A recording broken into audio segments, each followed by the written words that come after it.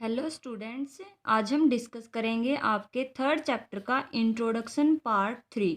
आपके चैप्टर का नाम है संख्याओं के साथ खेलना और आज का हमारा टॉपिक है संख्याओं की विभाज्यता की जांच। यानी कि हमें यह देखना है कि कौन सी संख्याएं किस किस से विभाजित हो सकती हैं और किस से विभाजित नहीं होगी। यही हमें क्या करनी है, आज जांच करनी है।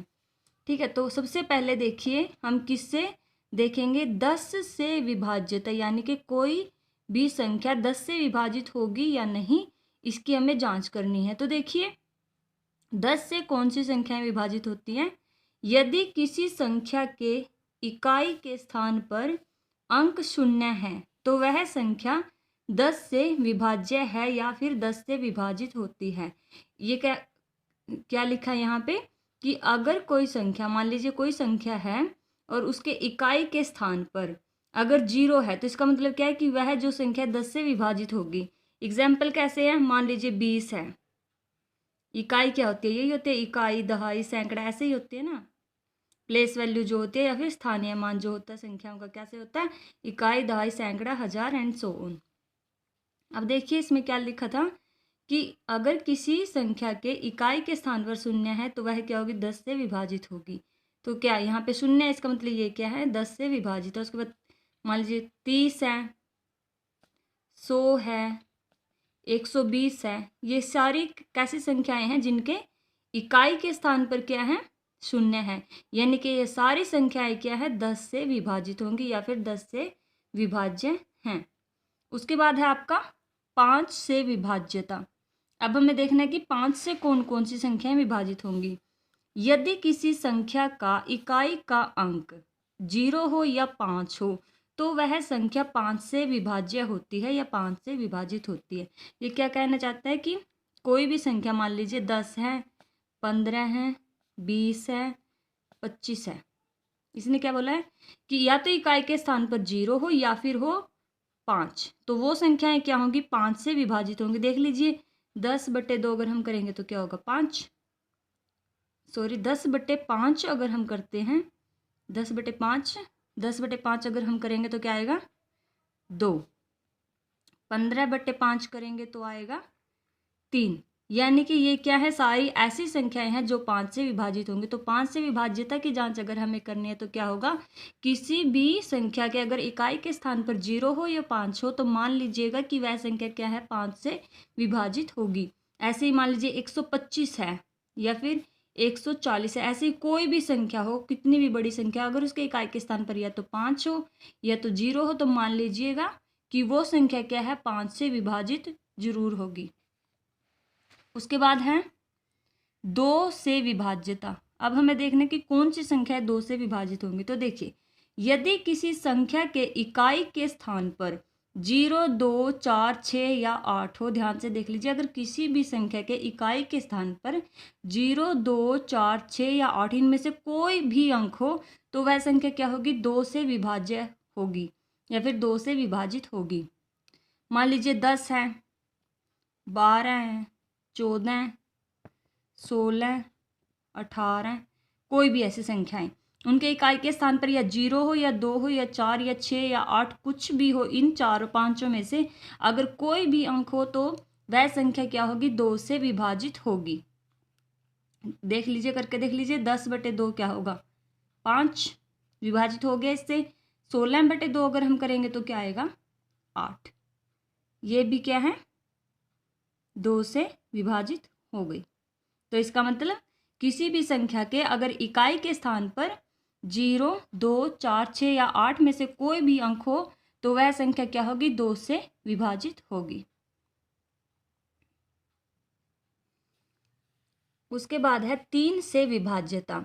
यदि किसी संख्या के अंकों का योग 3 का एक गुणज है, अगर कोई भी हमें संख्या दे रखी है उसके सारे अंकों का योग जो होगा, अगर वो 3 का कोई भी एक गुणज है, या गुणज मतलब कि मल्टीपल या फिर गुणा ही मान लीजिए, 3 की किसी के साथ गुणा करके जो भी संख्या आती है वो क्या होती है, 3 का गुणज होती है, तो वह संख्या क्या होगी, 3 से विभाज्य होगी। एग्जाम्पल देखिए, जैसे 21 दे रखा है तो 2 + 1 क्या होगा, 3, और 3 क्या है, 3 का गुणज है, यानी कि ये संख्या क्या है, 3 से विभाज्य है।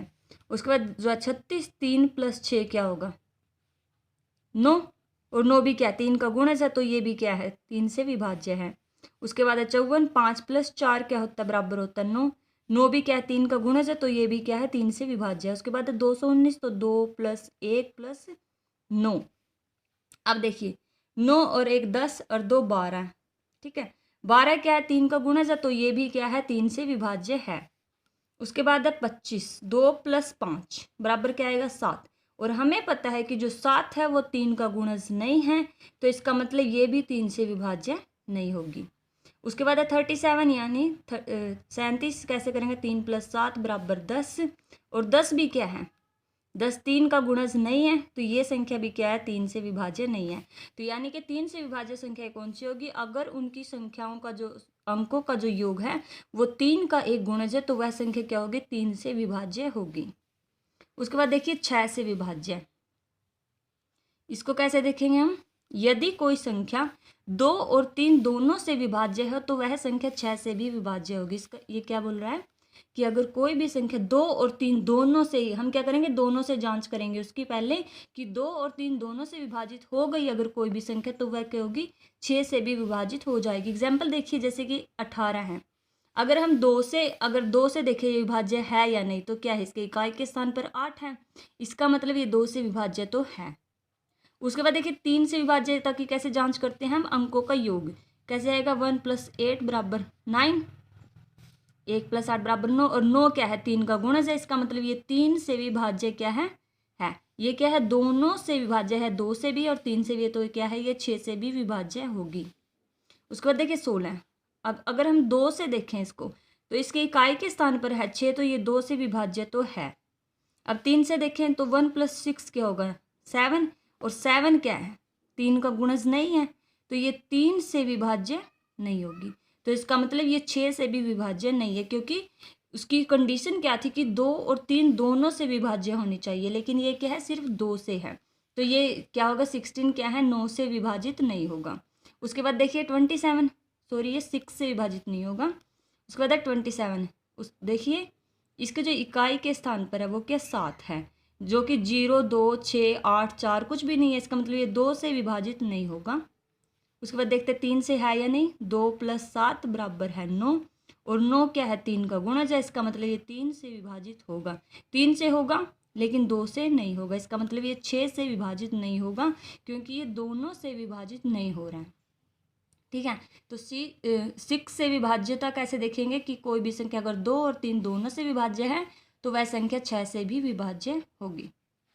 उसके बाद देखिए 4 से विभाज्यता की जांच हम कैसे करेंगे, 3 या अधिक अंकों की एक संख्या, 3 या उससे अधिक अंकों की कोई भी संख्या 4 से विभाजित कब होगी, यदि उसके अंतिम 2 अंक, ध्यान से देखिए कि अंतिम 2 अंक यानी कि इकाई और दहाई वाले स्थान पर जो भी 2 अंक दिए होंगे उनसे बनी संख्या 4 से विभाज्य है।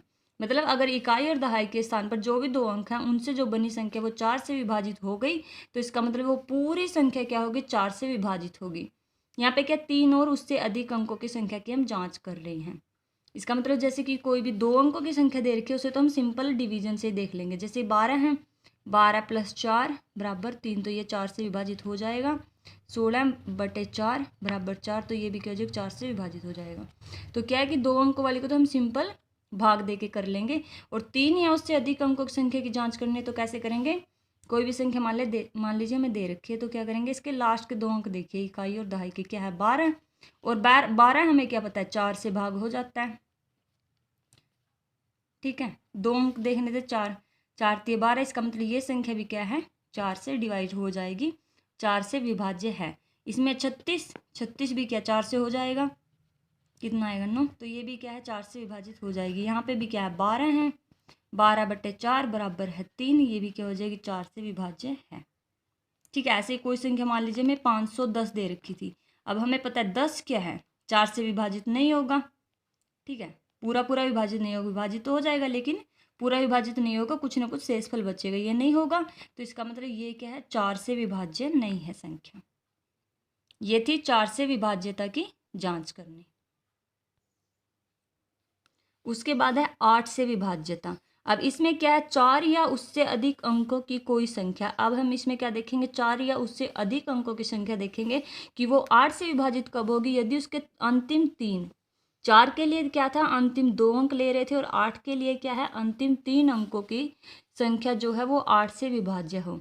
यानी कि अगर कोई भी संख्या दे रखी है, उसके अगर अंतिम के 3 जो अंक है अगर वो 8 से विभाजित हो गए, तो मान लीजिएगा कि वो पूरी संख्या क्या हो जाएगी, 8 से विभाजित हो जाएगी।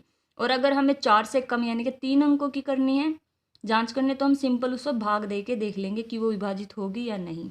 ये रूल क्या है, 4 या उससे अधिक अंकों की संख्या के लिए। अब देखिए, मान लीजिए हमें ये संख्या दे रखी है, इसमें लास्ट के 3 अंक कौन से हैं, 216। अब भाग करके देखिए, 216/8 तो क्या होगा, 8 दूनी 16, बच्चे कितने, 5, और 8 सत्तू 56। यानी कि ये क्या है, 8 से विभाजित हो रहा है, इसका मतलब ये संख्या भी क्या है, 8 से विभाज्य है। ऐसे इसमें भी देखिए 216 है, वही हमने भी भाग करके देखा, तो ये भी क्या हो जाएगी, ये संख्या भी क्या है, 8 से विभाजित हो जाएगी। इसमें भी क्या है, लास्ट में 216 है, तो ये संख्या भी क्या है, 8 से विभाजित हो जाएगी। ये थी 8 से विभाज्यता की जांच। उसके बाद देखिए 9 से विभाज्यता हम कैसे देखेंगे। यदि किसी संख्या के अंकों का योग 9 से विभाज्य है, तो वह संख्या भी 9 से विभाज्य होगी। जैसे हमने 3 में देखा था, 3 में क्या था कि किसी भी संख्या के अंकों का योग अगर 3 से विभाजित हो गया, तो वह संख्या भी क्या हो जाएगी, 3 से विभाजित हो जाएगी।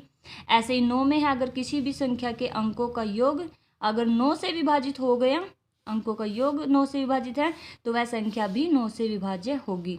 एग्जाम्पल देखिए, जैसे 18 दे रखा है, 18 को कैसे 1 + 8 बराबर है 9, तो 9 से विभाजित हो जाएगा, इसका मतलब 18 भी 9 से विभाजित हो जाएगा। यहाँ पे 27, 2 + 7 बराबर है 9, ये भी क्या है, 9 से विभाजित है, यानी कि 27 भी 9 से विभाजित है।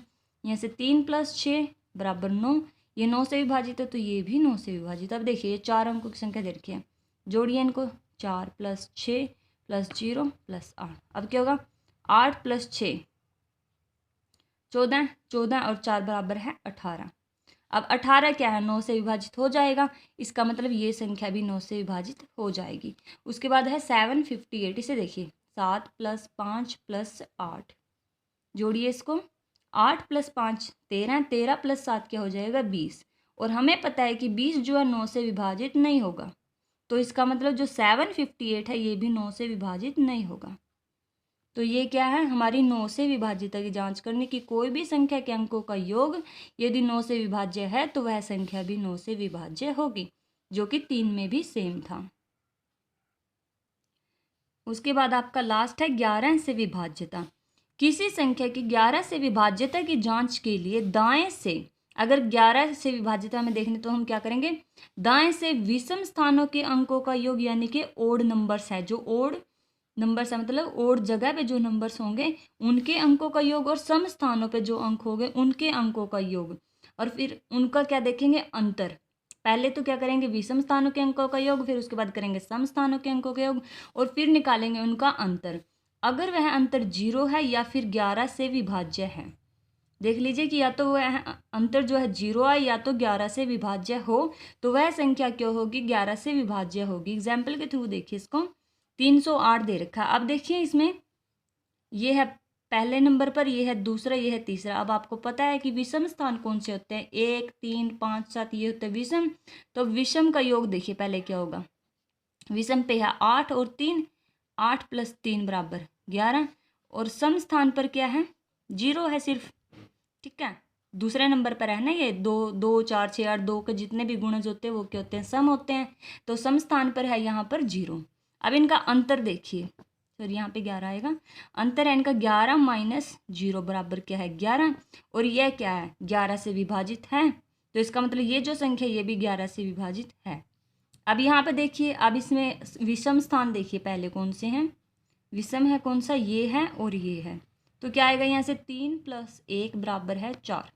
उसके बाद सम स्थान देखिए, सम कौन से हैं, ये वाला है और ये वाला है, 2 और 4 स्थान पर है जो, तो ये भी क्या है, 3 + 1 बराबर 4। अब इनका अंतर क्या आएगा, 4 - 4 बराबर 0, तो ये क्या है, अंतर क्या आया है, 0, तो ये भी क्या है, 11 से विभाज्य है। तो ये थी हमारे 11 से विभाज्यता की जांच। तो यहाँ आपका संख्याओं की विभाज्यता की जांच टॉपिक कंप्लीट होता है।